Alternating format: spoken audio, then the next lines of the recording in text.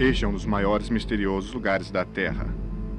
Uma nação inteira soberana, cercada por uma única cidade.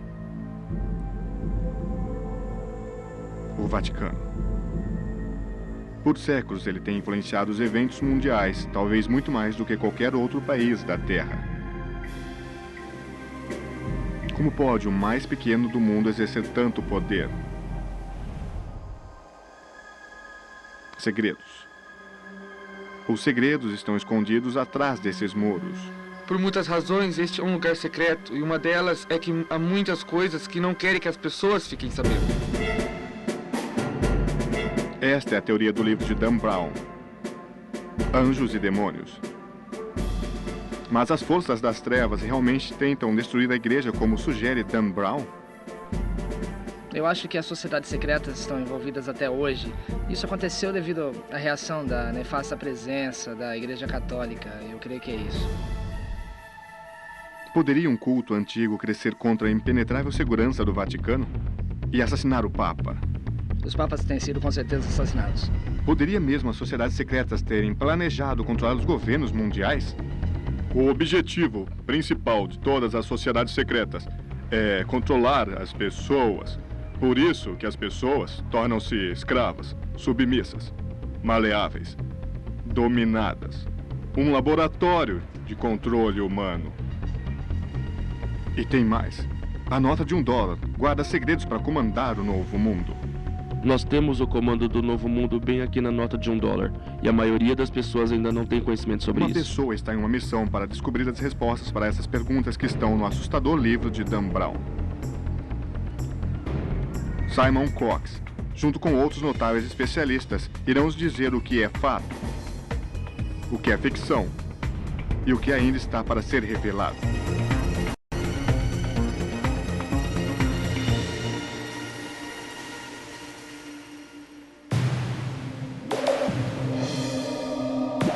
Roma. No passado, controlava o mundo ocidental. Hoje, esta nação é o centro nervoso da cultura da Itália e o local do romance de Dan Brown, Anjos e Demônios. Roma é um lugar incrível. É uma cidade a qual eu nunca vi outra igual. É um tipo de revelação no sentido de que para cada lado que você olha, algo novo. É incrível onde um manuscrito foi escrito algo, mas isso foi escrito na preexistência. Um texto for apagado, que for escrito de um texto preliminar que for apagado. Então é a camada sobre camada. E a cidade de Roma foi feita assim, interminável e profunda. Quando você vira uma esquina, há um prédio moderno sendo construído ao lado de um prédio romano construído no passado, que ainda sobrevive. E a cada esquina que você vira, uma nova descoberta é feita. Na cidade onde César for assassinado, onde Constantino ajudou a fortificar e emergir a religião do cristianismo, uma nova e sinistra sociedade existe. A Illuminati. A Iluminada. Anjos e Demônios de Dan Brown faz perguntas vitais. Eles ainda existem? E se eles existem, quem são eles? O tema central em Anjos e Demônios é essa ideia de uma sociedade secreta chamada Illuminati, em que o período das histórias existiram, eles ainda existem. Essas são as perguntas que são lançadas até nós através do livro de Dan Brown e tenta respondê-las dizendo sim, eles são uma sociedade secreta real, eles ainda existem nos dias de hoje, eles ainda exercem influência e pressão. O historiador Simon Cox fez carreira estudando o passado. Agora ele está fazendo carreira investigando as teorias por trás dos mistérios de Dan Brown. Em seu novo livro, Iluminando Anjos e Demônios, Cox encontra-se na trilha de Illuminati, como o herói de Dan Brown, e por uma boa razão. É um livro que trata da sociedade secreta com o cristianismo e a interação através dos anos como as pessoas, então, como homem, e a ideia de que possa haver outra espécie de conhecimento oculto sobre a Illuminati.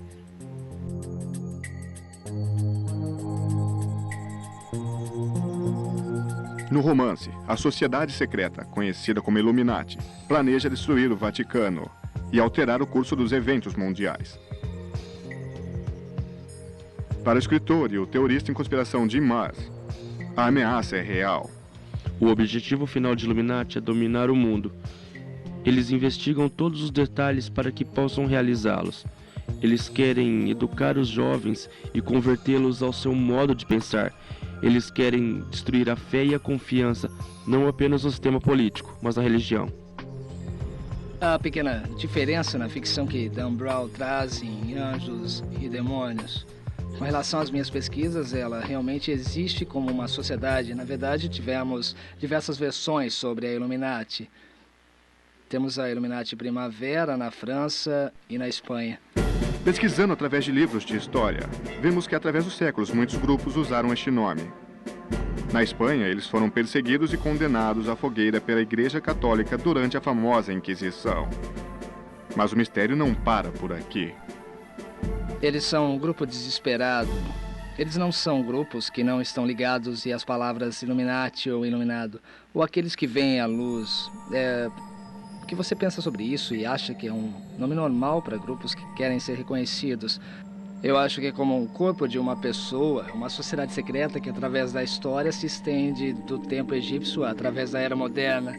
Eu creio que você não possa ver essa evidência, mas nós certamente temos a evidência de que o grupo chamado Illuminati e que sobreviveu através dos tempos modernos e que certamente começou em 1770 na Bavária.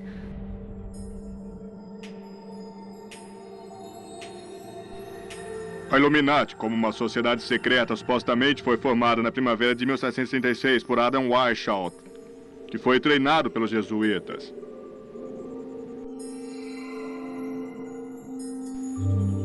Davon Jackson é um repórter investigador de algumas das mais importantes publicações de hoje. Ele acredita que o nome Weishaupt não é por acaso. Jackson sugere que o nome era uma parte fictícia de um código secreto usado através da Europa, que era o início de uma luta por membros da elite da ciência contra a igreja patrocinadora de governos. E mais, Jackson acredita que a Illuminati talvez tenha começado muito tempo antes de Adam Weishaupt usar o nome. A pergunta que permanece é: por que tal batalha ainda existiria? A Illuminati teve seu início próximo à época de Galileu. Isso foi devido à necessidade de explorar cada vez mais e questionar então as coisas. Isso foi uma época quando a ciência estava nascendo, um tipo de rompimento literário fora do confinamento da Igreja Católica, eu creio. Então você tinha todas essas pessoas, como Galileu no século XVIII e XIX, com a necessidade de explorar e descobrir como as coisas funcionavam, a natureza no universo. Eles realmente tinham necessidade de descobrir coisas. Creio que nos séculos anteriores, a igreja provavelmente era contra a ciência, porque eles temiam um conflito entre seus dogmas e o conhecimento científico. Dan Brown está certo? A Illuminati poderia ainda existir? Estariam eles tentando destruir os governos mundiais? Em suas investigações, Simon Cox acredita que o início dessa resposta está no título do livro de Dan Brown. Um título que pode nos levar diretamente à Illuminati. O livro Anjos e Demônios, eu creio, tem esse título porque o que você tem na explicação de Dan Brown é o estudo da luz e da escuridão. Então existe um estudo de dualismo. Em um dos lados, não tenho certeza de quem eram os anjos, não tenho certeza de que lado estavam da igreja ou da ciência, porque esse livro trata da igreja contra a ciência. Então, do outro lado, você tem os demônios, que são os demônios da ciência ou a igreja. Não tenho certeza disso, mas acho que é a razão por trás do título. Anjos e Demônios é um grande título e soma muito bem com a dualidade do livro e o tema Anjos e a estátua de Bernini, que criam pistas escritas no livro. Em Anjos e Demônios, a reunião da Illuminati é feita em um local secreto nos arredores de Roma Antiga. Cada locação prende a uma pista que Dan Brown chama de Caminho da Luz. E cada locação é preenchida com obras-primas de Bernini, onde cada pista leva a um subversivo caminho. Inclui seu trabalho mais famoso, o Êxtase de Santa Teresa. Sua mão aponta para esse caminho de luz, que, surpreendente, forma a cruz dentro da cidade de Roma. Eu creio que o caminho da luz que Dan Brown ressalta em seu livro é real e é algo que tem sido usado através da história, embora talvez não no contexto que Brown traz em Anjos e Demônios. A ideia por trás da iniciação do noviço, na realidade, é um caminho metafórico e é real. É algo que nós achamos simbólico através da história.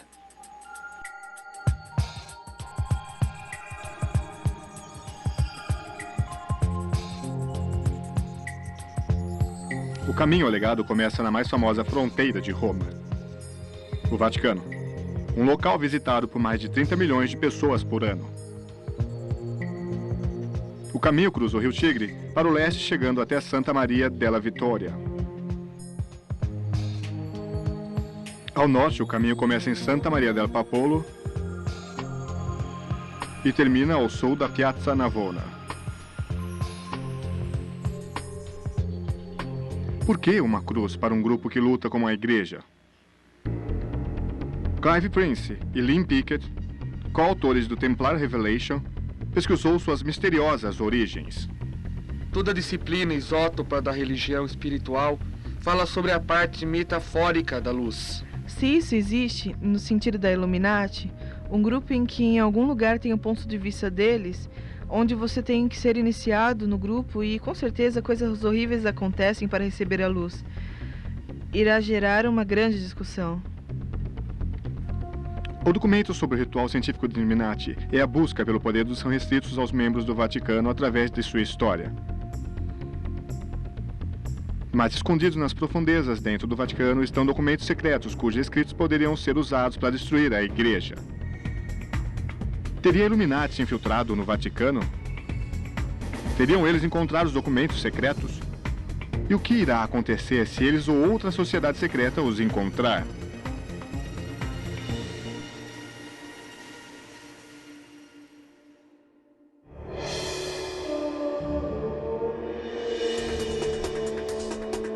A Igreja Romana, obviamente, está entre uma das mais ricas e mais poderosas instituições da Terra, e tem sido por muitos séculos. Isso simplesmente porque, se você voltar ao tempo da Idade Média, a Igreja controlava tudo. Por mais de 1000 anos, o Vaticano influenciou os eventos mundiais enquanto exerce um vasto controle sobre os reinos e a realeza. Eles diziam aos reis o que fazer. Eles conseguiam fortunas, eles controlavam a vida de todos e é claro, com a democracia e a liberdade, eles observam o mundo e o poder que perderam, mas eles ainda são uma instituição formidável. Um exemplo do poder da Igreja Romana está em 1980. Eles tiveram a permissão para abrir uma embaixada em Washington, D.C., e ao qual ainda está lá. Então nós conhecemos o Vaticano como uma nação separada, um Estado separado, e nós temos relações diplomáticas com eles mesmos, com a maioria das pessoas pensa que estamos felizes com a separação da Igreja e do Estado. A localização do Vaticano é a chave da história do catolicismo romano. Uma parte é o núcleo da fé. De acordo com o catolicismo e a história do Vaticano, os restos mortais de São Pedro são enterrados debaixo da Basílica de São Pedro, na cidade do Vaticano, em Roma. Mas se o Vaticano não estiver construído sobre os restos mortais de São Pedro? E se algo mais estiver enterrado debaixo do solo antigo? Este pensamento abre um debate e isso gera uma grande polêmica. Muitas pessoas dizem que não são os restos mortais que estão enterrados, muitas pessoas acreditam que seja um animal. Desde que foi fundada por Constantino o Grande, 400 anos depois da morte de Jesus, o Vaticano tem sido processado por acusações de conspiração e acobertar rumores, os quais continuam durante séculos. Alguns desses segredos poderiam abalar as estruturas da Igreja. Esta é a informação que a Igreja não quer que caia nas mãos dos inimigos como a Illuminati. Nós temos as catacumbas debaixo do Vaticano, as quais poucas pessoas são capazes de penetrar. Todos os tipos de histórias incríveis circulam sobre elas, incluindo a possibilidade de que elas tenham o corpo de Jesus mumificado. Outra história é que eles perderam artefatos antigos muitos objetos históricos que poderiam mostrar o mais honesto e verdadeiro entendimento das origens humanas.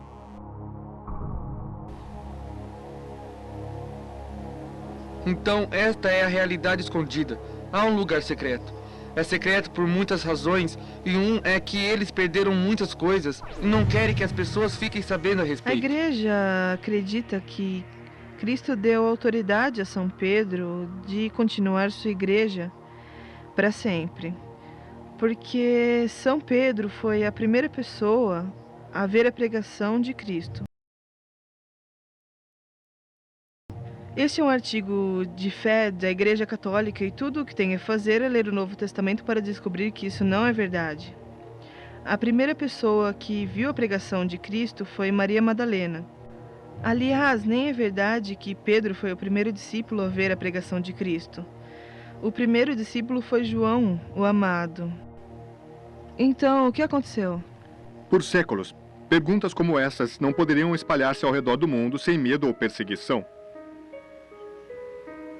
Vai direto ao coração da igreja. Realmente foi São Pedro escolhido para iniciar a igreja? E seus restos mortais estão debaixo do Vaticano? Os cientistas foram os primeiros a fazerem essas perguntas. Com outras religiões crescerem em popularidade, a igreja tinha muito o que provar. A Igreja Católica apenas assumiu a posição de que nós temos que ter uma única fé e não podemos ter mais ninguém acreditar em outros deuses ou panteísmo ou outro tipo de Deus. Tem que ser o Deus católico ou nada. A Igreja Católica assumiu essa posição, eu creio, após os 400 anos de existência. Na época, quando havia outros tipos de fé competindo pelas almas das pessoas, então falar com eles que queriam ser uma única igreja e quem iria dominar todas as outras crenças era o caminho. A enorme saúde financeira do Vaticano aumenta a controvérsia. E o mais importante, como essa situação financeira foi alcançada? Eu creio que o Vaticano mantém segredo sobre as finanças devido à controvérsia sobre o quanto de dinheiro chega até as igrejas. Eles não querem detalhar quanto dinheiro eles têm ou quanto de dinheiro eles merecem ter. É incrível que eu tenha encontrado minha carreira de jornalista nesse país, que mesmo os bispos e padres locais saibam que suas imagens são um pequeno pedaço do quebra-cabeça. Eles não fizeram um relatório geral mostrando quanto de dinheiro possuem ou para onde esse dinheiro vai. O Vaticano sempre foi um local muito secreto. Mesmo os recentes escândalos financeiros envolvendo o Banco do Vaticano e outras coisas não foi solucionado. Essa enorme coleção de riqueza e suas imensuráveis consequências fazem o cargo de Papa ser um dos mais perigosos do mundo.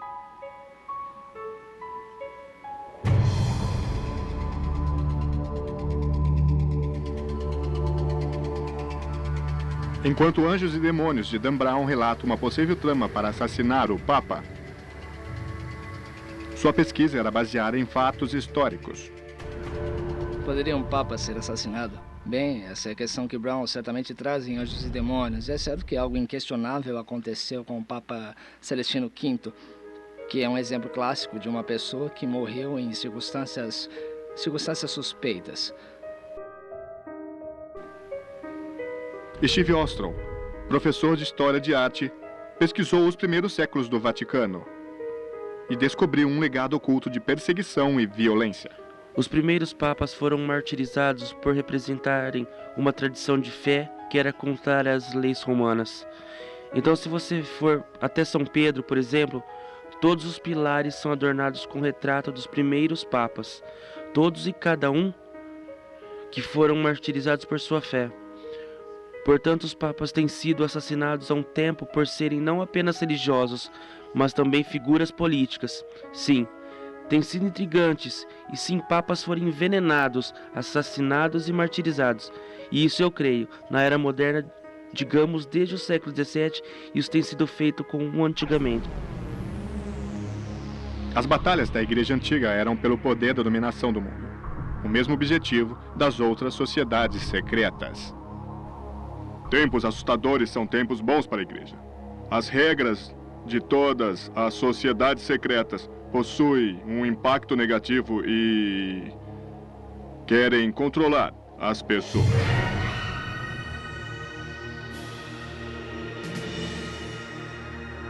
Então as pessoas tornaram-se escravas.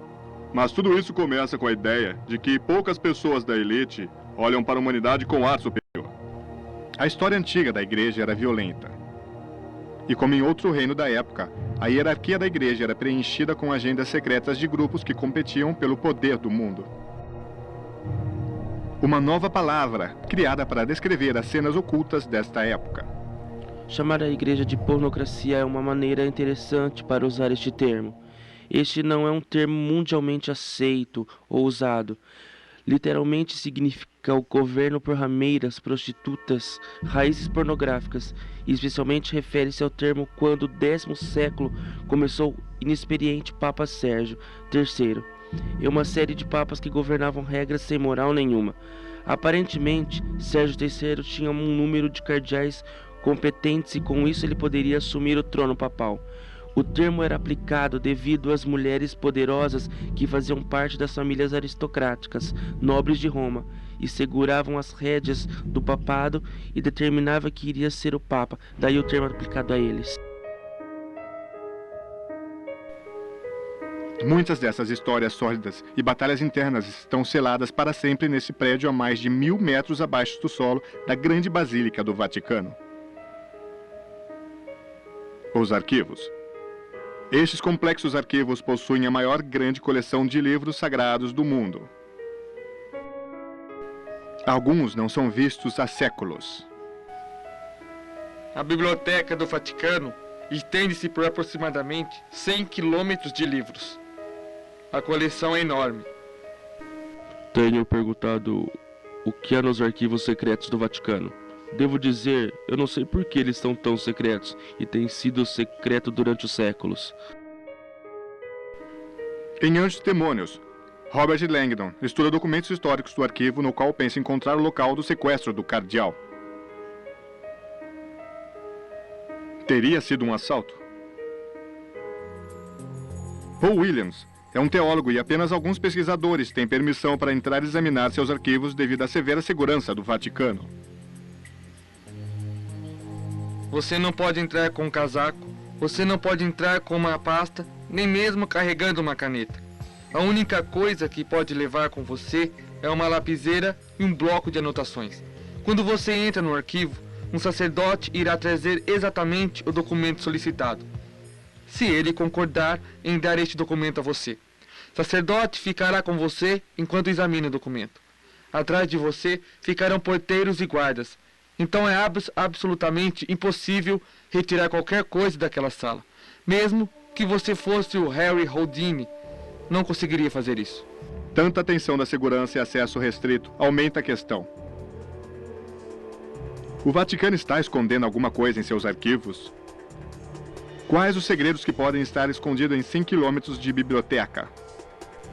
Há rumores de documentos fabulosos guardados lá sobre a Segunda Guerra, sobre o envolvimento ou não do Papa no Holocausto e seu fracasso em falar contra o Holocausto. É claro que deve haver um verdadeiro arquivo secreto no Vaticano, porque há dezenas e dezenas de outros evangelhos que não foram incluídos no Novo Testamento.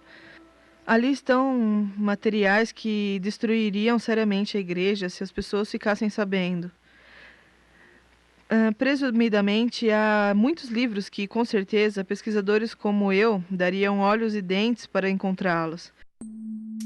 Um dos segredos que reportamos aqui vem direto das páginas de Anjos e Demônios. Surpreendentes documentos históricos, incluindo textos não publicados e pesquisas dos cientistas antigos. Nestes textos poderiam se incluir trabalhos de Galileu e Copérnicos. Ambos foram considerados inimigos da Igreja. Ambos foram ligados por Dan Brown ao Illuminati. Quando Galileu fez sua revelação de que a Terra e a Lua e todos os planetas giravam em torno do Sol, os ortodoxos da Igreja Romana ficaram perturbados. Eles com certeza ficaram com medo de que isso iria dar suporte a uma religião antiga, onde o Sol era um deus, religião a qual tentaram desesperadamente apagar a história.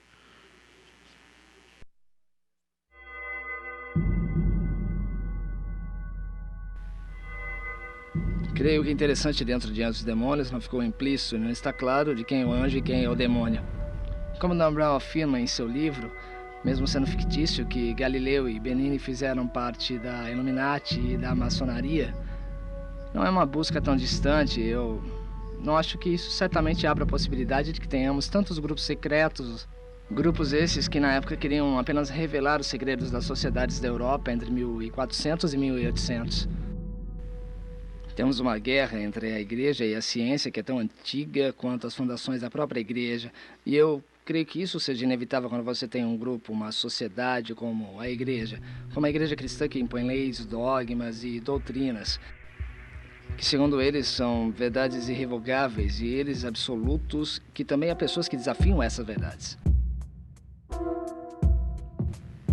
A opressão do Vaticano sobre a ciência e o conhecimento teria estimulado a formação de sociedades secretas?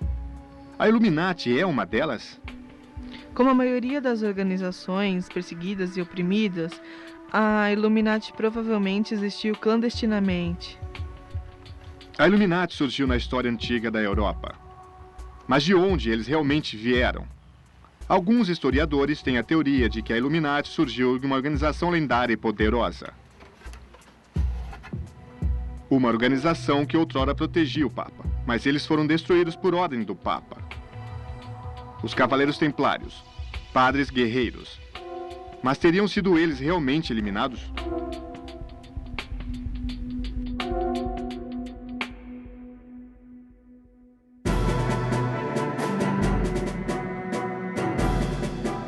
Os Cavaleiros Templários começaram com a Ordem dos Cavaleiros Templários de Salomão. O objetivo dos Cavaleiros Templários era possuir o Santo Graal. Era o ano 1000. O mundo ocidental acreditava na lenda do Santo Graal. Um cálice que continha o sangue de Cristo e seu poder. Agora, uma sociedade secreta de monges guerreiros alegava ter encontrado o Santo Graal. Através da lenda e do poder do Santo Graal, os Cavaleiros Templários tornaram-se a sociedade secreta mais venerada e temida que já existiu.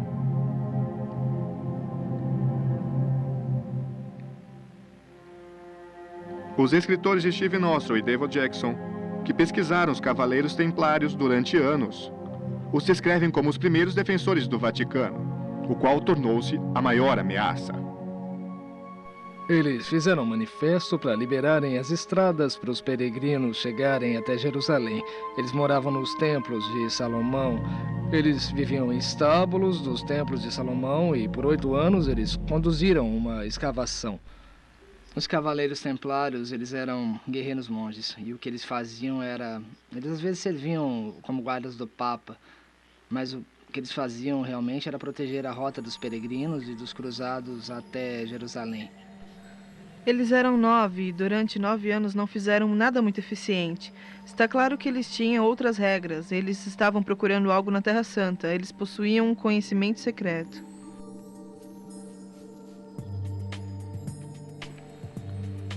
Embora eles tinham feito um voto de pobreza, os cavaleiros começaram a acumular mais riquezas do que qualquer outro soberano da época. Terra, dinheiro e navios. Os cavaleiros começaram a financiar monarquias, assim como o Vaticano. Com o tempo, os Cavaleiros Templários tornaram-se uma organização templária. Eles começaram com uma primeira filial de um banco, onde você poderia depositar seu ouro e prata e poderia retirá-lo quando fosse a Jerusalém. Então, não iria precisar carregar a sua fortuna pelas estradas. Tornaram-se os maiores proprietários de bens da Europa. Ao mesmo tempo, eles tornaram-se donos de uma grande armada. A vasta riqueza e influência fizeram os templários serem temidos e intimidadores. Eles não se curvavam a nenhum rei ou líder, e em pouco tempo, nem mesmo ao Papa. Entretanto, a riqueza dos templários não era uma grande ameaça. A historiadora Lynn Picknett acreditava que os cavaleiros começavam uma nova e competitiva religião. Os Cavaleiros Templários foram acusados de cuspir e pisar na cruz em cerimônias secretas que reverenciavam uma cabeça com barba. Eles certamente tinham uma grande reverência por João Batista. Qual o significado disso? Nós descobrimos que os Cavaleiros Templários, quando estiveram no Oriente Médio,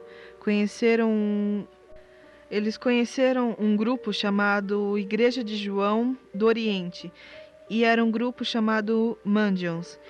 e eles eram da Judéia, ou Egito, há 2000 anos e eram seguidores de João Batista. Os cavaleiros deveriam ter seguido um culto, algumas vezes chamados de Cavaleiros de João. Mas isso é o que Pickney diz a seguir, que talvez tenham sido condenados pelos temidos cavaleiros. Eles faziam um discurso contra Jesus e eles descobriram que ele era um falso profeta e era cismático com a religião de João e certamente igual. Creio que os estudiosos descobririam que Jesus era um grande seguidor de João Batista.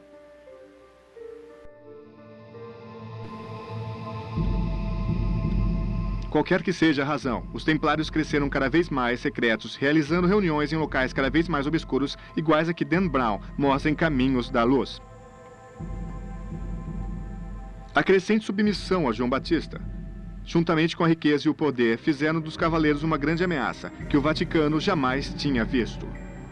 Os cavaleiros templários recusavam-se a obedecer a qualquer um superior a eles e tornavam-se tremendamente arrogantes. Eles existiram durante 2 séculos com um incrível poder em todo tipo de ordem.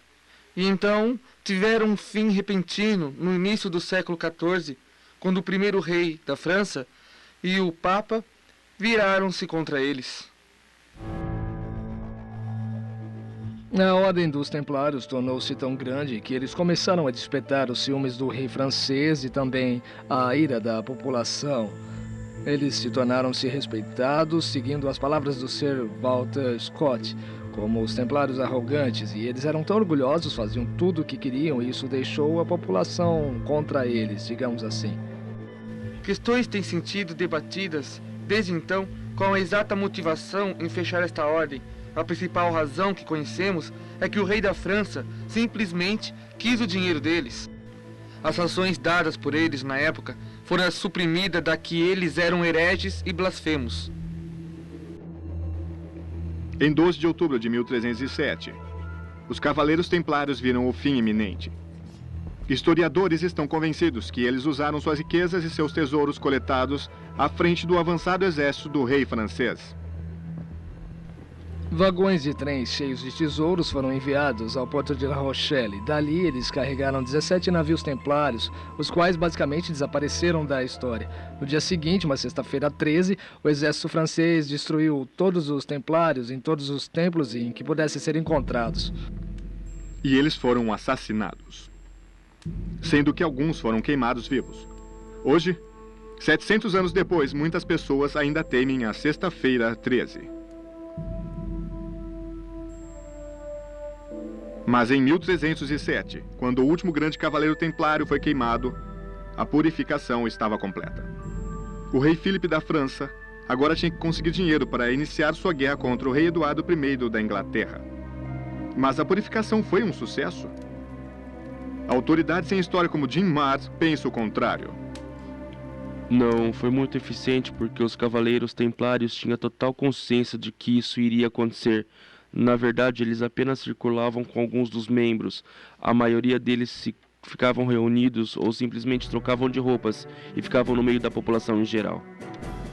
Mas o mistério continua. O que aconteceu com os cavaleiros templários sobreviventes e com sua imensa fortuna e desprezo pela igreja? Seus descendentes tornaram-se a Illuminati?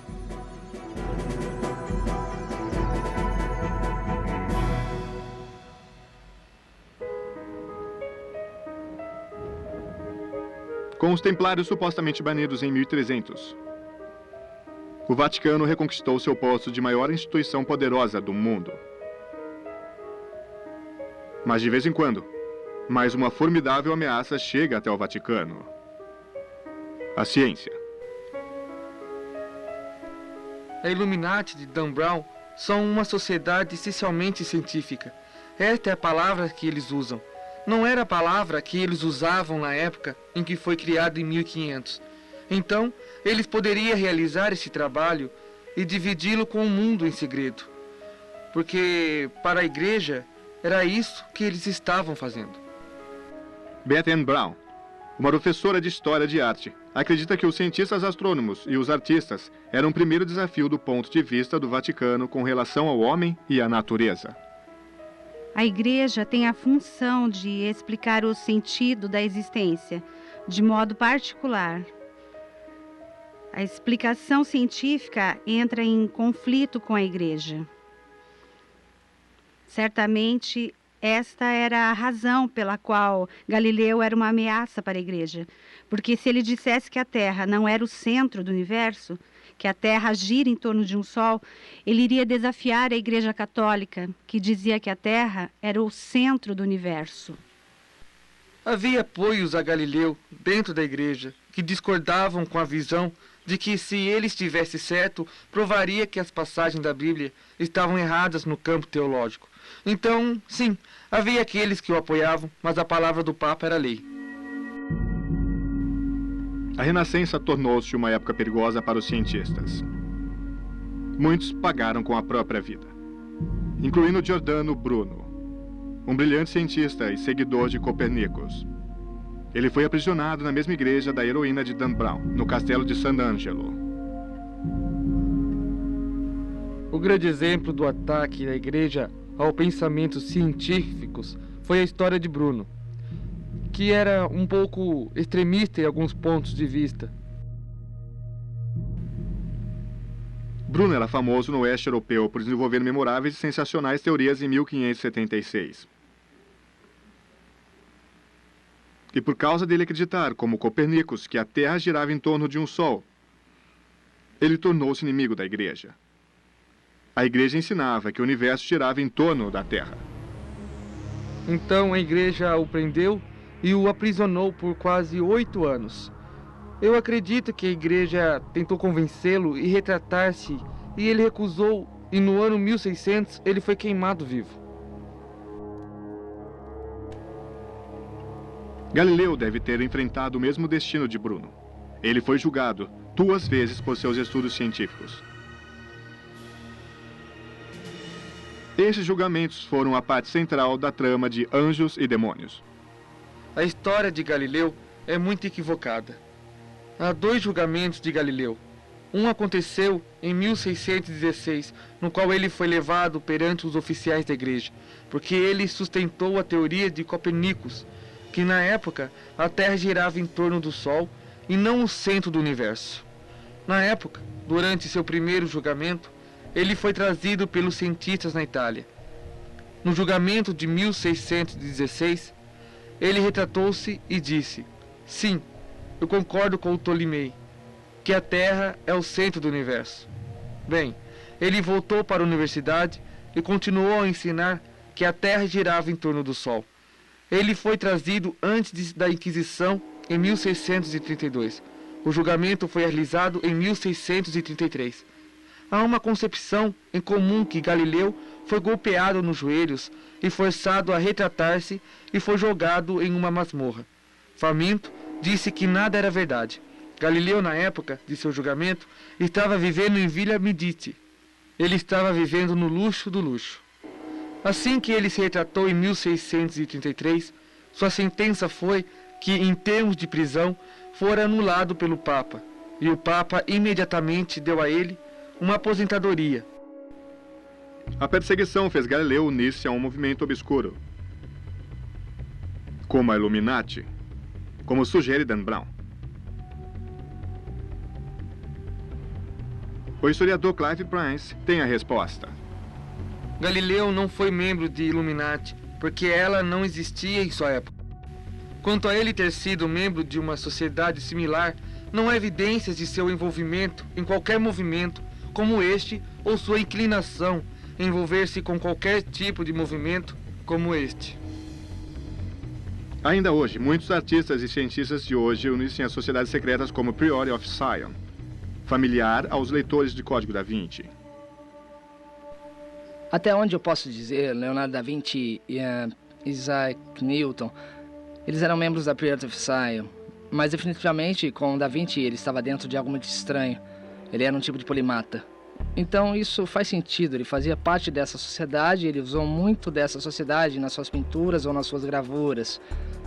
Havia muita coisa que as pessoas não sabiam com exatidão o que significa, e isso provavelmente aponta que talvez ele membro do mesmo grupo ou de outro como uma pessoa secreta. Bem, em Anjos e Demônios, a ideia por trás de tudo isso é que você olha para as pessoas como Bernini, o escultor Rafael e Dan Brown, reconhecidos, e continuam com essa ideia de que talvez eles fossem membros de uma organização secreta, a Illuminati. Minhas pesquisas mostram que isso é inquestionável, não o caso das pessoas como Bernini e Rafael, que eram tementes a Deus. Eles viviam a era da razão e da cultura. Então, quando cientistas como Galileu eram perseguidos por estarem do lado oposto da visão pura da Igreja Católica, eles usavam a racionalidade e métodos científicos para mostrar o que viram como sendo um grande magnata de verdade. Esta grande verdade fora vista depois por mais de que cientistas renascentistas. Esta é uma guerra que tem sido travada há muito tempo para o controle do todo o planeta. Como você lutaria essa guerra?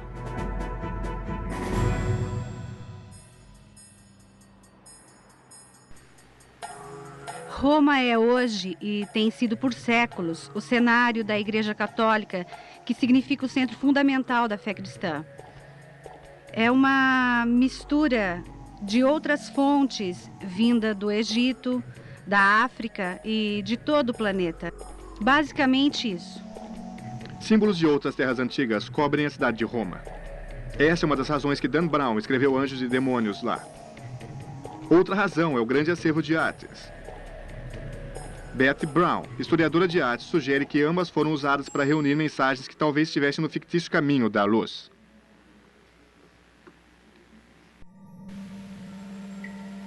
Bernini é um artista da Illuminati que usou muitos termos egípcios em seu trabalho. Isto porque, em sua época de criação, havia muitos temas e símbolos egípcios.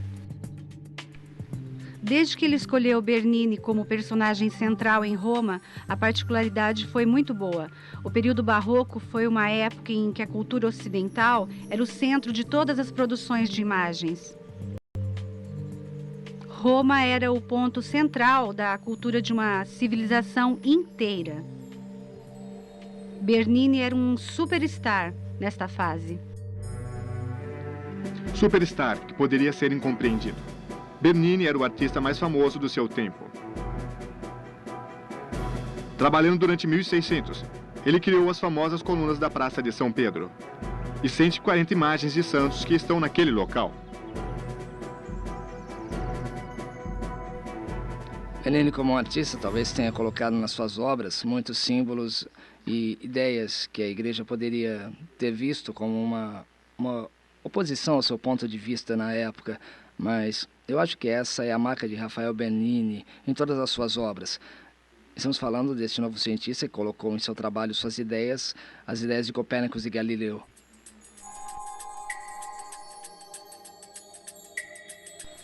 A igreja de Santa Maria del Popolo é uma amostra dentre outras igrejas em Roma que tem uma história profunda.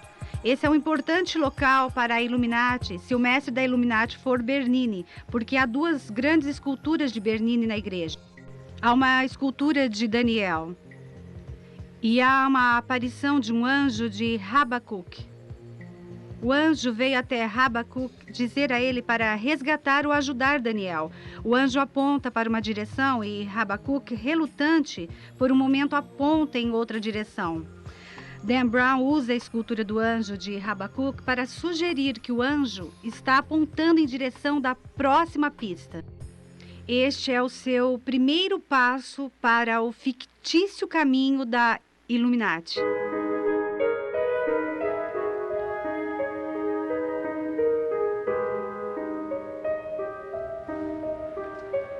Outra locação de Dan Brown para o caminho da luz está na fonte dos 4 rios de Bernini. É um caminho sudoeste sobre o rio Tigre. E o centro das obras barrocas é este. Um grande obelisco.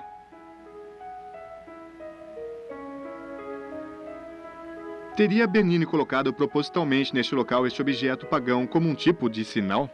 O obelisco que está no centro da fonte dos 4 rios é outro obelisco antigo que fora trazido a Roma e fora deixado do outro lado da cidade durante anos debaixo de sujeiras e destroços. O Papa que patrocinou Bernini e criou a fonte foi Inocente X, que queria criar um monumento no centro daquela praça, que era um tipo de gramado de sua família. O palácio de sua família ficava bem ao lado. Queria um monumento que ficasse no centro da praça e que o glorificasse, assim como também a igreja. Uma pergunta interessante é: por que Bernini usou tantos motivos egípcios em seus trabalhos? Essa é uma pergunta que tem intrigado especialistas em conspirações durante séculos. Na fonte dos 4 rios, cada figura humana representa um rio, acompanhada de símbolos que dizem a qual rio pertence. A maioria são símbolos públicos, mas Bernini poderia ter escondido, de alguma maneira, outra pequena pista ali se assim ele quisesse. Mas não é a fonte que tem deixado os historiadores perplexos. É uma escultura considerada obra de arte de Bernini. Está no final leste do Caminho da Luz de Dan Brown. É difícil vê-la como um acaso. O Êxtase de Teresa é a mais extraordinária obra de Bernini. O grupo escultural e a obra central de um grupo todo de uma capela que Bernini criou para a família Cornado, uma rica família veneziana. E isso ilustra ou dá forma a uma das mais notáveis passagens em seus escritos, que descreve que um de seus muitos encontros com o divino. Uma pista está na flecha que alega ser o fogo da Illuminati, um dos 4 elementos. Os primeiros cientistas foram da Illuminati, e terra, água, fogo e ar eram os elementos com os quais eles trabalhavam. E no livro de Dan Brown, cada um foi usado para matar um cardeal. A Illuminati realmente usou seus mais importantes símbolos para fins tão aterrorizantes? Teresa foi uma mulher fabulosa na história do cristianismo. Santa Teresa reformou a ordem das Carmelitas, o qual permitia que mulheres que não tivessem dinheiro entrassem no convento, mas que fizesse o trabalho básico, ao invés de trazer um imenso dote que pagaria seus quartos e pensão para o resto de suas vidas. Ela viajou por toda a Espanha, criou muitos conventos e durante sua vida ela teve muitas experiências visionárias. Santa Teresa de Ávila, de muitas maneiras, levou crianças para os reformatórios católicos e sua experiência e seu êxtase. Foi uma experiência emocional de piedade e uma experiência emocional de Deus e Jesus.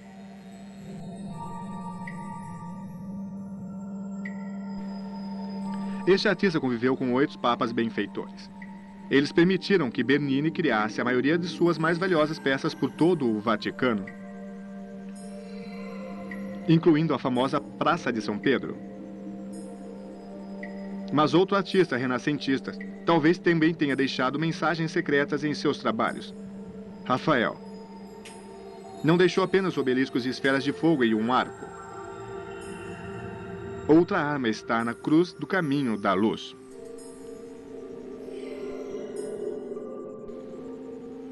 Bem, as pirâmides da Capela de Tigre são únicas nas formas e criação renascentista. Elas foram criadas por Rafael, que era o arquiteto e desenhista da capela do século XVI. No século XVI, os artistas gostavam de invocar a grandeza antiga de Roma e de outras civilizações.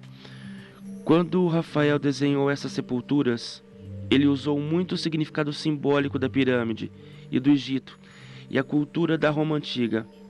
Suas formas encarnaram um tipo de perfeição, caracterizando a ideia da salvação eterna. Dan Brown adaptou esta visão com a Illuminati com outra pista: o elemento terra. Isso faz de Rafael um conspirador? Creio que há uma grande possibilidade que qualquer um destes gênios criativos e incríveis tenham sido membros dessa sociedade secreta.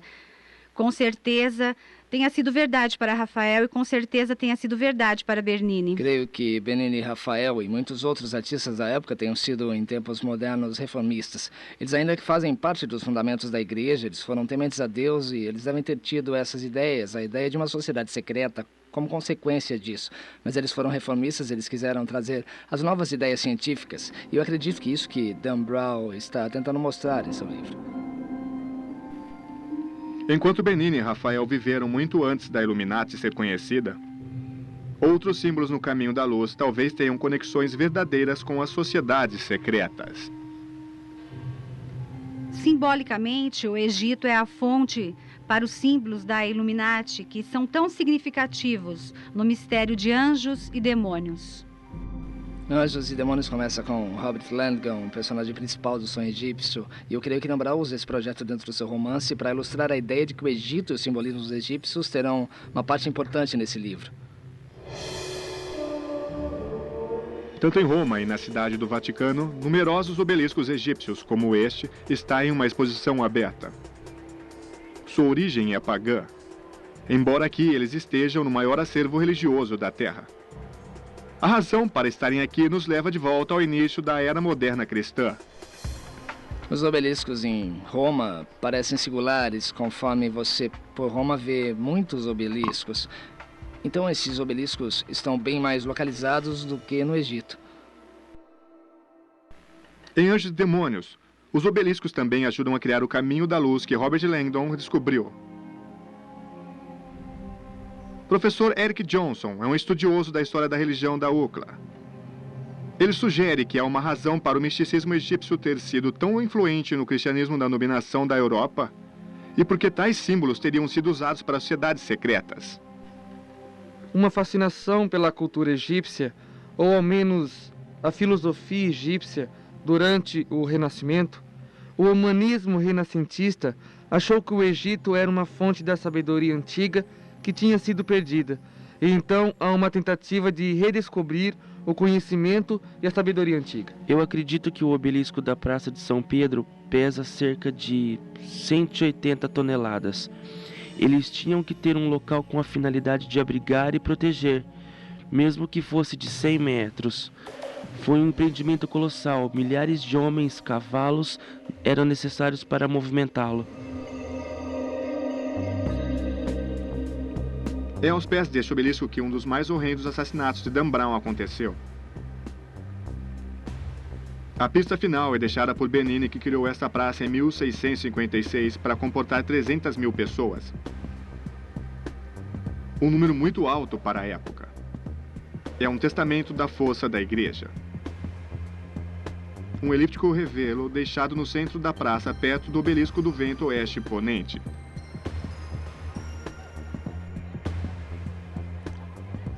Essa fica na Praça de São Pedro. Este é um dos lados da grande Praça do Obelisco, na Praça Oeste-Ponente. Isso realmente representa a ideia de que o vento sopra do oeste, o vento oeste. Há um certo simbolismo cristão, a referência de que você poderia fazer ou inseri-las, então.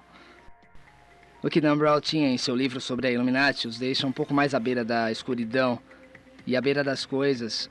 E é o fato de que muitas simbologias e a maneira de ir até as coisas que eles chamavam de rituais. Eles emprestaram muito dos seus simbolismos e outras coisas dos egípcios da Babilônia, onde todos faziam isso o tempo todo.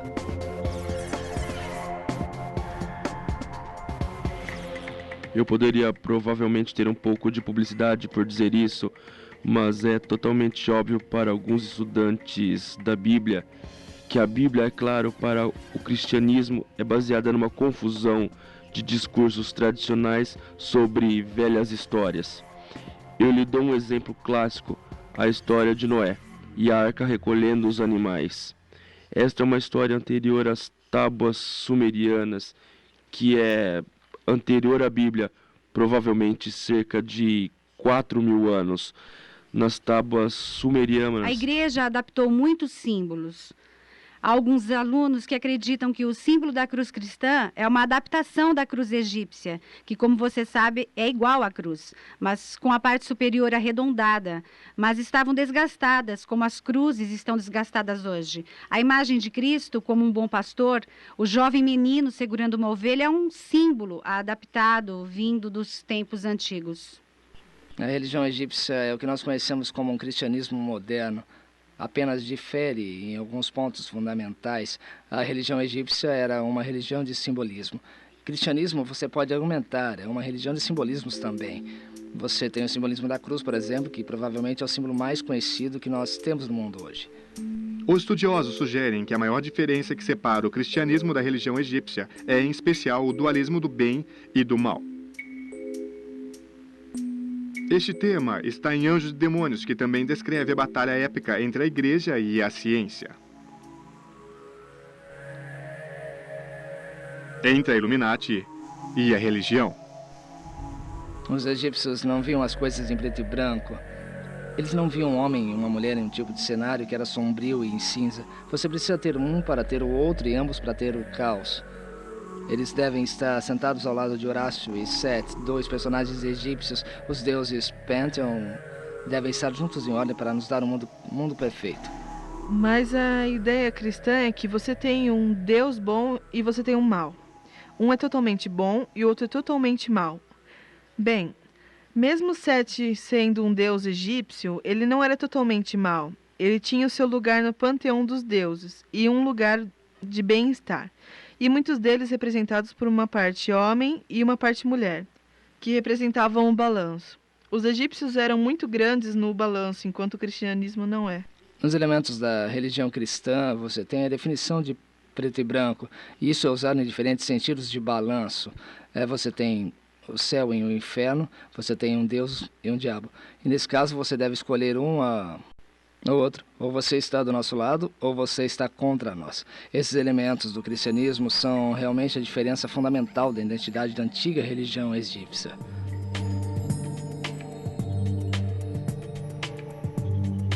Esta é outra maneira em que Roma se transformou em um centro sagrado de todo o império. E todos os deuses que eram venerados em todo o império eram venerados nos templos. Antes do cristianismo tornar-se legalizado e antes de ser a religião oficial do Império Romano, era normal muito dos templos pagãos ser reconvertido e tornar-se cristão.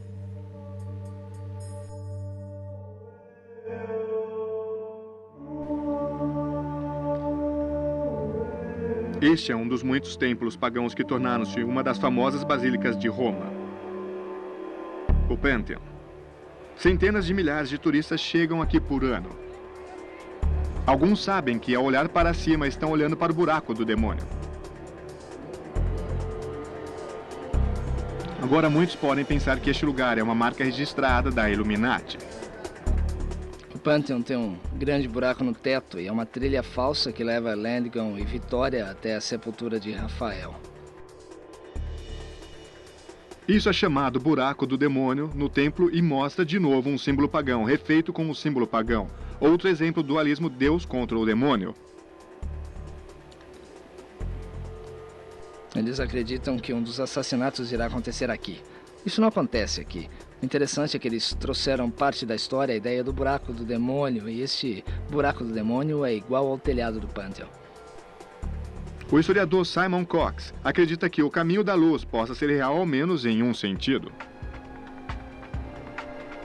Existe uma parte da luz que Dan Brown enfatiza no seu livro e é real e que alguma coisa tem sido usada através da história, embora talvez não no contexto que Dan Brown mostra em Anjos e Demônios. A ideia traz a iniciação do noviço e que anda por um caminho metafórico que é algo que nós encontramos simbolicamente através da história. Um simbolismo totalmente estranho. Assim como o Vaticano continua com as regras, evidências sugerem que a Illuminati continua escondida por séculos. O objetivo a ser alcançado através da ciência poderia lentamente levar à escuridão. Uma enorme conspiração estaria sendo planejada. Um plano para dominar o mundo.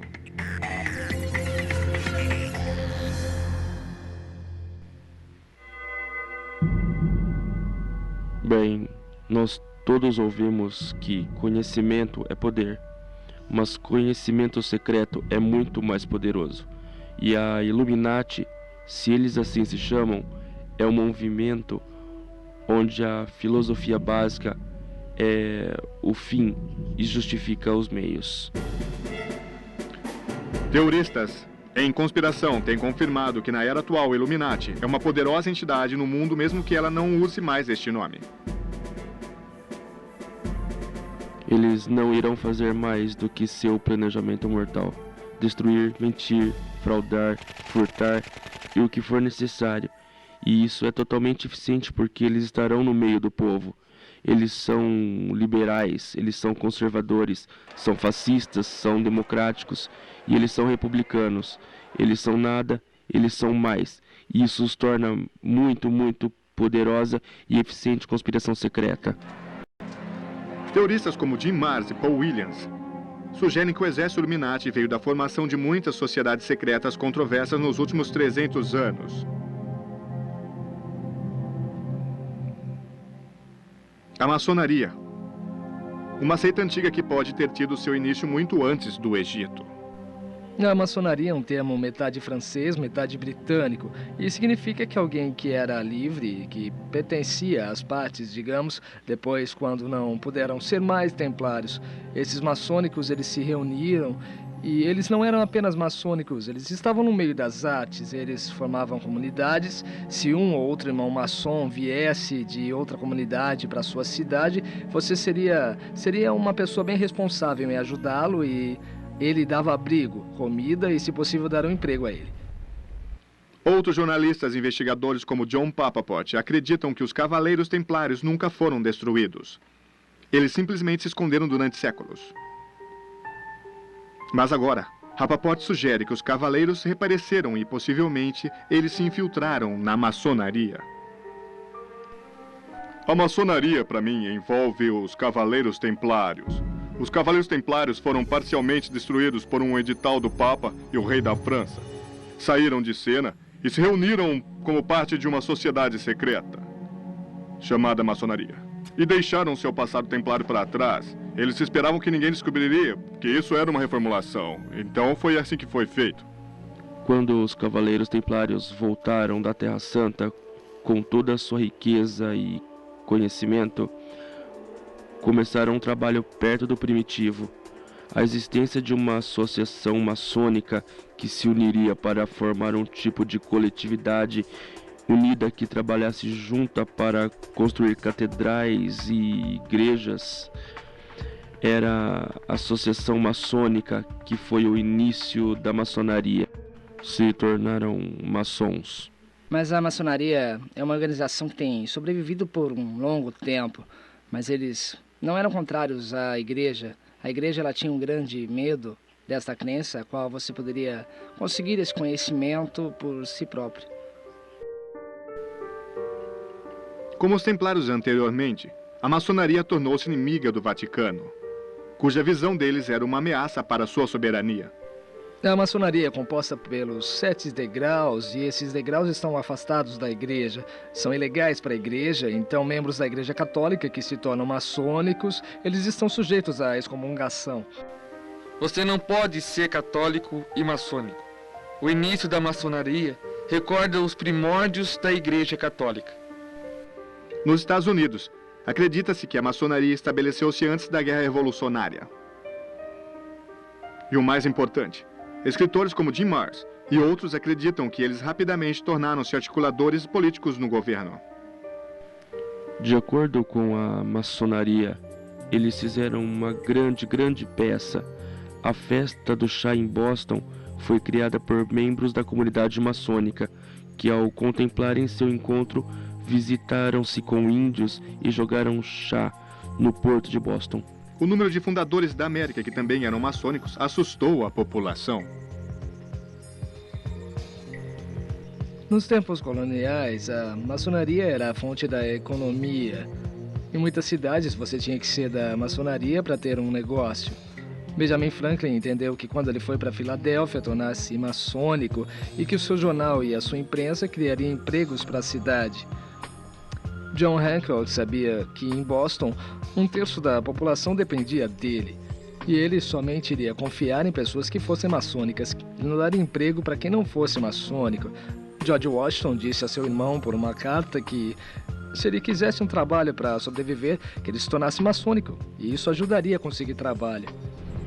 Dos 57 membros que assinaram a Declaração da Independência, ao menos 50 deles eram maçônicos.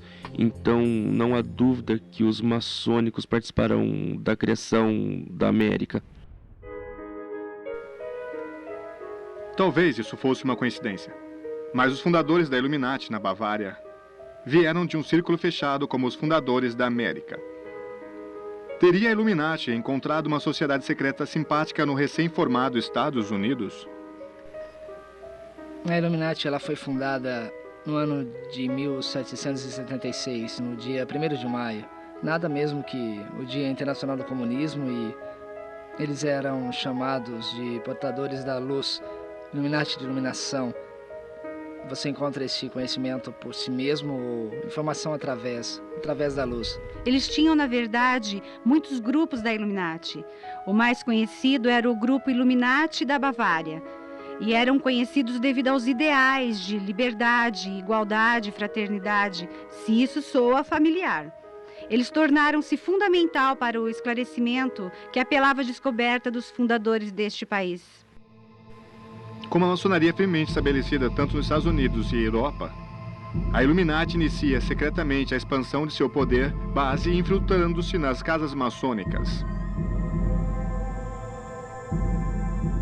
Mas em 1782, na Convenção de Villames, a Illuminati revela-se aos Cavaleiros Templários e sua criação da maçonaria. E foi neste local que a Illuminati e a maçonaria assumiram seu lugar. Algumas dessas casas foram infiltradas, por exemplo, por Adam Weishaupt, que criou a Illuminati em 1776. Ele achou que uma boa maneira de divulgar sua palavra era simplesmente infiltrando-se e controlando certas casas maçônicas, e que isso seria internacionalmente controlado por um único ponto. E que esse ponto teria objetivos obscuros. Mesmo tendo George Washington como fundador, a maçonaria abertamente temia a infiltração da Illuminati. Interessante, George Washington disse que ele acreditava na conspiração da Illuminati. Ele disse que não tinha nada a ver com a maçonaria. Embora ele distanciasse da maçonaria, ele acreditava na conspiração da Illuminati. Um pequeno grupo de pessoas faria qualquer coisa para assegurar que a Illuminati continuasse. A ideia era: nós estamos apresentando este conceito de abolição da propriedade particular. Esse seria nosso lema. Haviam muitas pessoas que amariam esse lema como um sonho, porque eles sentiam que isso iria criar a verdadeira igualdade. Mas essas ideias utópicas escondiam o objetivo principal, que era o controlar de todo as ações do mundo. Teria esse objetivo tomado o controle dos Estados Unidos?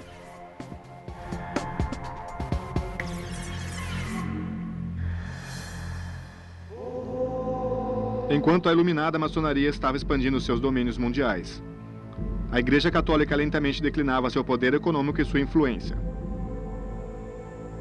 Em ordem para sobreviver, o Vaticano era forçado a um acordo. Alguns críticos dizem que eles fizeram acordos ocultos com o demônio. Outros acreditam que talvez tenham voltado a assassinar papas. Bem, primeiro com o Tratado de Mussolini e depois com o acordo secreto entre Hitler e o Vaticano, eles estavam acomodados e fizeram de prioridade a Segunda Guerra Mundial entre os fascistas e a Igreja, que era basicamente assim: nós os deixaremos sozinhos se vocês nos abandonarem.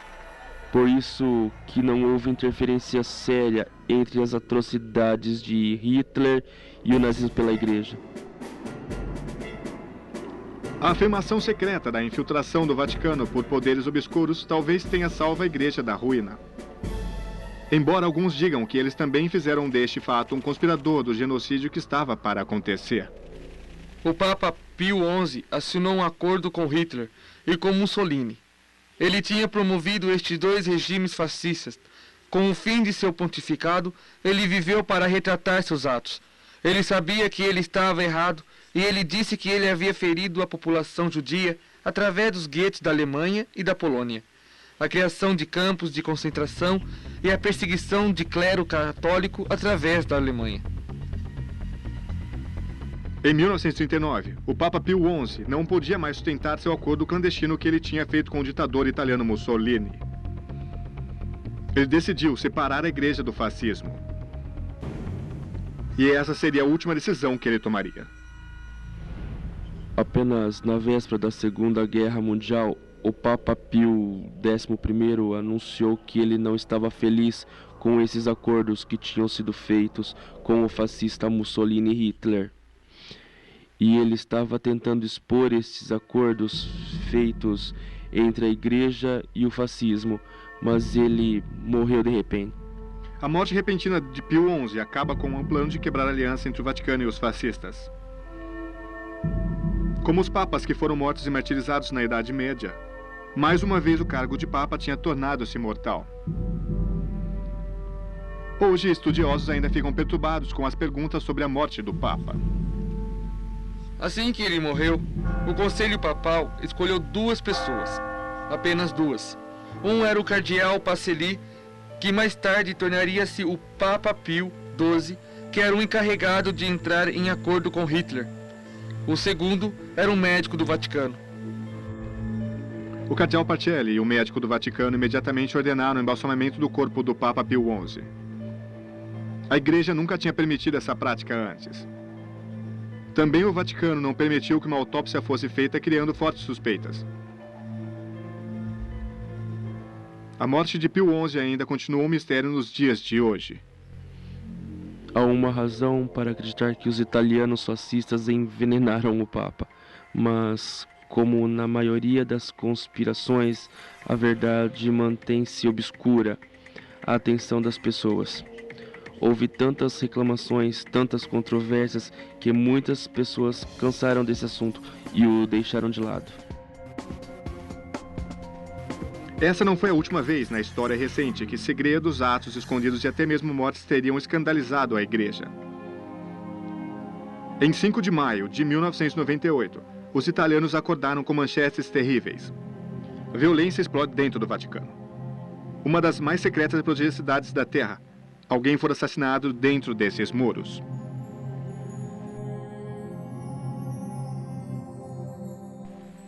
Em 4 de maio de 1998, uma freira fazia seu caminho através do quartel da Guarda Suíça no Vaticano e descobre os corpos do comandante da Guarda Suíça, Alois Sturman, e sua esposa Gladys, e um jovem lanceiro, Cedric Tournay.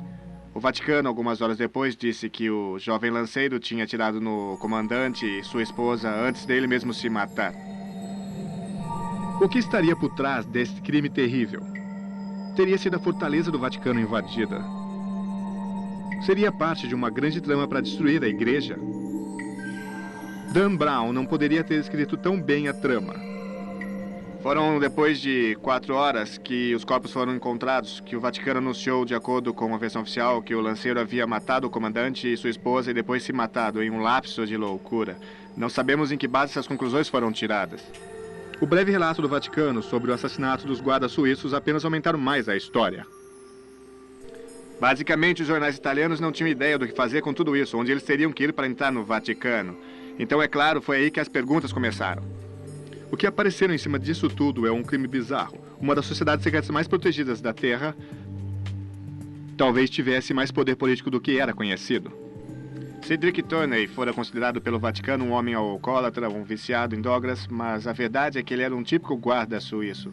Ele era dedicado ao Papa, ele tinha o juramento de sacrificar sua vida, se necessário, para salvar o Papa. Ele queria ser guarda-costas do Papa, e todas as expectativas que ele tinha sobre isso, claro, tornaram-se ilusões nesse momento. Então é isso que aconteceu.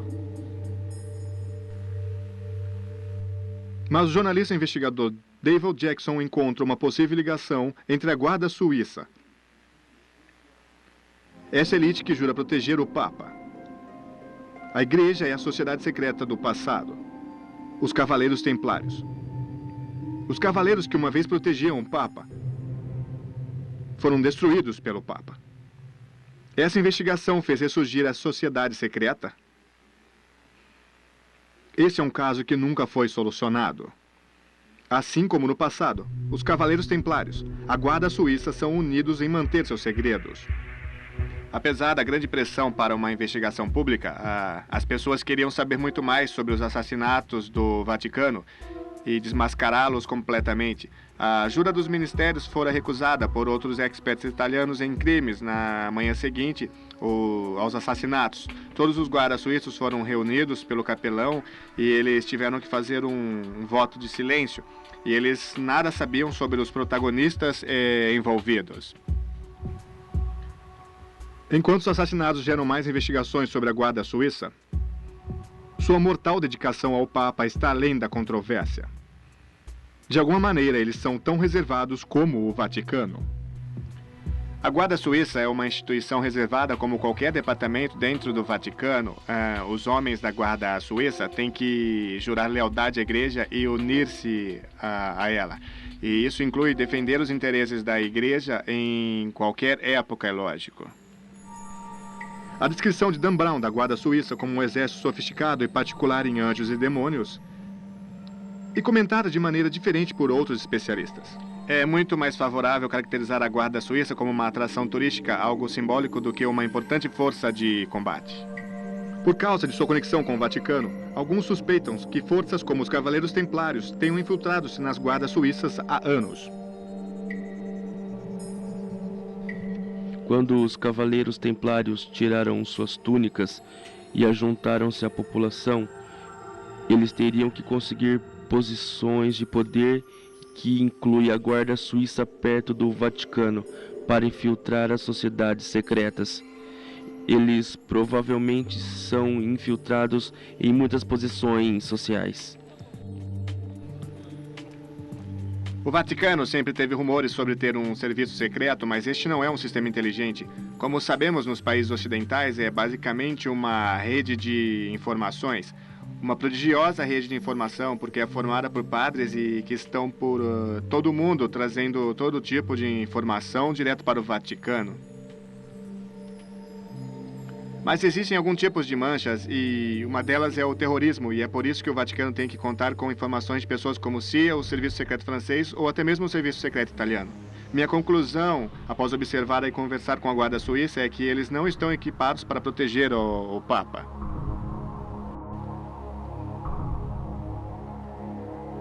A maior ameaça para o Vaticano pode não vir dos terroristas. Haveriam sociedades secretas infiltradas na própria igreja? Alguns acreditam que eles existem e que há uma fonte de dinheiro que financia mortes no Vaticano. Talvez até mesmo de outro Papa. Seria mais instrutivo se todos estudassem o escândalo P2 na Itália durante a administração de Ronald Reagan nos anos 80. P2 significa propaganda dupla, qual é o nome da casa maçônica na Itália. Eles dizem que financiaram a maçonaria iluminada na Suíça, conhecida como Nombes de Zurique, e que fez grande história e foi grande notícia na Europa. Mas na América nós mal ouvíamos falar sobre A isso. propaganda dupla cotou relações com o Banco do Vaticano, que era comandado pelo arcebispo de Chicago, Thomas Marsekos. Eventualmente, muitos cardeais e bispos tornaram-se membros da maçonaria liderada pela P2. Mas aqui nós temos em 1960 a organização secreta maçônica que se tornara incrivelmente poderosa com ramificações através do mundo. E você tinha mais de 121 hierarquia católica. Falamos sobre arcebispos, bispos, cardeais, membros da sociedade. Em 1978, o mais novo Papa João Paulo I tornou-se ciente da relação entre o Vaticano com o AP2. Ele iniciou uma investigação, mas não ficaria vivo para vê-la terminada. Teria o caminho dos Cavaleiros Templários até a Illuminati e finalmente a maçonaria de alguma forma levar João Paulo I a uma morte prematura? O historiador Clive Prince acredita que isso poderia ser um serviço interno. Muitas pessoas suspeitaram que isso era resultado de um tipo de facção dentro da igreja e dentro do comando civil da igreja. Se você gosta, não queira que esta pessoa fosse papa, porque o escândalo financeiro aconteceu na época, mesmo eles pensando que ninguém descobriria. Alguns anos depois da morte de João Paulo I, o Vaticano era varrido pelo maior escândalo bancário do mundo. O Ambrósia queria acarretar em outra horrível morte. A P2 era o maior no ramo bancário. E nesta época, o Banco Ambrósia era o maior banco da Itália e era chamado de falido Banco do Vaticano. O dono do banco era um homem chamado Roberto Calvi, que fora encontrado enforcado na ponte Blackfriars, em Londres, com pedras nos bolsos. Era um tipo de símbolo de assassinato maçônico. Era mais do que um simples enforcamento. A regra maçônica diz que um traidor deveria ser balançado antes de puxar a corda. Se ele fosse um traidor, deveria ser assassinado com as marcas do grupo da maçonaria que eles teriam traído, que era 5 tijolos em cada bolsa. Enquanto o assassinato do Papa é fictício em Anjos e Demônios, o mundo assistiu horrorizado uma tentativa de assassinato do Papa João Paulo II, transmitido ao vivo pela televisão. Até hoje a pergunta permanece: era apenas um atirador solitário ou era uma grande trama? A tentativa de assassinato contra o Papa João Paulo II em maio de 1981 na Praça de São Pedro é a tentativa de assassinato mais recente. Ele estava cercado por seguranças oficiais, incluindo oficiais sêniores da Guarda Suíça. A tentativa de assassinato de João Paulo II em 1981 não era outro caso de um atirador solitário. Esse homem Ali Aka era um muçulmano que estava envolvido tanto com a KGB, então uma estranha conexão búlgara. Teria o Papa João Paulo II uma posição forte contra o comunismo que previu a trama de seu assassinato? Teria o atirador sido membro da sociedade secreta chamada Assassinos, que teriam acabado com os Cavaleiros Templários? Ronald Reagan e João Paulo II fizeram este acordo onde eles estavam em guerra. Era um tipo de acordo para acabar com a Guerra Fria. Eles queriam acabar com o comunismo e a liberação teológica que estava em toda a América do Sul e América Central, no momento em que estava em alta. Reagan disse que se você me ajudar a derrotar o comunismo, eu irei fazer o possível para tentar acabar com o movimento da liberação teológica e então permitir que você mantenha um controle maior sobre essas pessoas. Está documentado que Reagan e João Paulo II, que era líder do Vaticano, iria tentar o que fosse possível para acabar com o comunismo tão naturalmente que a União Soviética se sentiu ameaçado bastante para perceber o uso da conexão búlgara para acabar com o Papa. Se havia uma conspiração para matar João Paulo II, o perpétuo sigilo do Vaticano acabou efetivamente com este caso. Nós temos o caso logo após a tentativa do assassinato de João Paulo II em 1981, quando as autoridades italianas tentaram conseguir informações da igreja sobre o que eles saberiam a respeito da tentativa de assassinato, mas houve uma recusa da igreja em qualquer informação para os magistrados. Isso foi tão sério que um promotor público acusou o Vaticano de dificultar sua investigação. Mas não era apenas o Vaticano que era ameaçado. A Illuminati tinha infiltrado-se na maçonaria através do oceano e prosperado na América. A maçonaria foi agressiva ao infiltrar-se nos Estados Unidos, atingindo os níveis mais altos. Para a pergunta qual presidente foi maçom, é mais fácil dizer qual presidente não foi maçônico. Você vai de George Bush a Delano Roosevelt, Harry Truman, Reagan. Essa é uma pequena lista de presidentes que foram maçônicos. É engraçado pensar qual maçônico foi ou está para ser astronauta. Buzz Aldrin, John Wayne, Bob Hope ou W.C. Fields.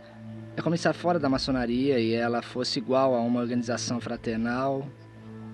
E é aí que a maçonaria discordava. Franklin Roosevelt foi um dos que atingiram um nível mais alto da maçonaria, então ele trilhou um grande caminho na maçonaria. Gerald Ford recebeu o título estritamente honorário, mas alguns maçônicos acreditavam que mais de 1/3 dos presidentes dos Estados Unidos foram maçônicos. Durante a presidência de Franklin Roosevelt, uma sutil mudança na nota de $1 é vista como um sinal da chegada de uma poderosa sociedade secreta nos Estados Unidos. Uma das coisas que Dan Brown menciona em seu livro é o ideal maçônico na nota do dólar, e há muito disso. Temos um grande selo, o qual tem um grande ideal maçônico, com uma flecha e um ramo de oliveira. Temos o olho do conhecimento no topo da pirâmide, mas isso está separado do resto da pirâmide. É um ideal Illuminati, indicando que só eles têm o conhecimento e que todo o resto de nós estamos aqui embaixo da pirâmide. O secretário do Tesouro, Henry Wallace, que de acordo com Simon Cox, era um maçônico, incluiu os símbolos maçônicos no grande selo dos Estados Unidos. Ele também incluiu essas assustadoras palavras. O termo Novus Ordo Seclorum significa nova ordem do mundo. A maçonaria chama de Deus o grande arquiteto. Em outras palavras, nós, a nova ordem, estamos na nota de dólares e a maioria das pessoas desconhece esse fato. A nota de dólar pode ser o começo da evidência do longo caminho que os Cavaleiros Templários fizeram para que a Illuminati e agora a maçonaria infiltrando-se no governo da maior nação livre do mundo. O monumento de Washington é um obelisco com formato de uma estrutura egípcia e basicamente ele tem o mesmo significado. Era originário do deus Osíris, mas é apenas um sinal de algum deus e o poder deste deus. Todo o layout de Washington DC é feito de arquitetura sacra. O prédio do Capitol, a Casa Branca e o monumento de Washington são as 3 peças mais importantes aqui. A evidência mais visível da influência Illuminati é a Comissão de Bilderberg, um dos grupos mais poderosos do mundo, o qual muitos suspeitam de controlar o governo e a economia mundial. Os Bilderbergs apareceram em 1954. Eu creio que eles foram fundados por outra maçonaria. Esse cara, Príncipe Bernard, que tinha parte na dinastia Merovingian, como ele mesmo dizia, era afiliado ao nazismo. Então, eles se reuniram em um hotel na Holanda chamado Hotel Bilderberg. Então, começaram a ser chamados de Bilderbergers. Em uma de suas reuniões, David Rockefeller, a quem as pessoas viam como um grande marionete dos líderes mundiais, ele propôs a ideia da reunião de Bilderberg, e que fosse uma comissão que talvez mais tarde seria chamada de comissão trilateral, que é, coincidentemente, as 3 partes de uma pirâmide. O propósito do grupo de Bilderberg era uma Europa unida, começando com o mercado comum. Você sabe, ter a União Europeia, que é uma tentativa desesperada de unir as nações membros e ratificar a Constituição, que seria um governo forte para cada país da Europa e iria ser controladas por uma organização governamental e seria chamada União Europeia. Burocratas irão viajar por toda a Europa. Não haverá fronteiras. A lei de alguns sobre muitos. É um grande acordo sobre o segredo, especialmente com os Bilderbergs. É um grande acordo de privacidade que está inserido dentro do Conselho da Formulação Trilateral. A verdade é que eles querem tentar moldar o mundo de acordo com a sua visão. O que isso é melhor para o mundo, mas nós sabemos como fazer isso e isso leva a uma uniformidade com a nova ordem mundial. A pirâmide, o olho e a uniformidade da pirâmide unida às tradições maçônicas. O Vaticano é salvo no final de Anjos e Demônios. Mas a luta entre a ciência e a igreja continua até hoje. Eu tenho perguntado quem venceu a guerra entre a Illuminati e a igreja. É difícil dizer que é um conflito muito sério. Você não lê sobre isso em jornais ou revistas e nem assiste sobre isso na televisão. Se voltar no tempo, verá que a influência da igreja está diminuindo e há um crescimento do caos no campo político e um crescente controle no campo corporativo. Então, eu diria que a Illuminati está no controle nesse momento. Eles sempre lutaram contra a ciência, e isso há 400 ou 500 anos atrás. Eles tiveram que absolver Galileu por dizer que o Sol era o centro do universo. Hoje eles ainda matariam Galileu ou o prenderiam. Eles ainda queimariam Giordano Bruno como fizeram no passado. Se pudessem se livrar disso, mas sabiam que não iriam conseguir, eles sabem que teriam que fazer isso de uma outra maneira. Esta é a esperança, este é o plano. Esta é a estratégia para suportar situações quando o caos estiver reinando. A Illuminati ainda tem poder sobre as sociedades secretas? Eles ainda lutam por uma nova ordem no mundo?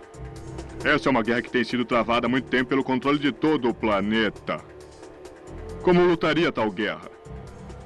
E no final, quem irá vencer?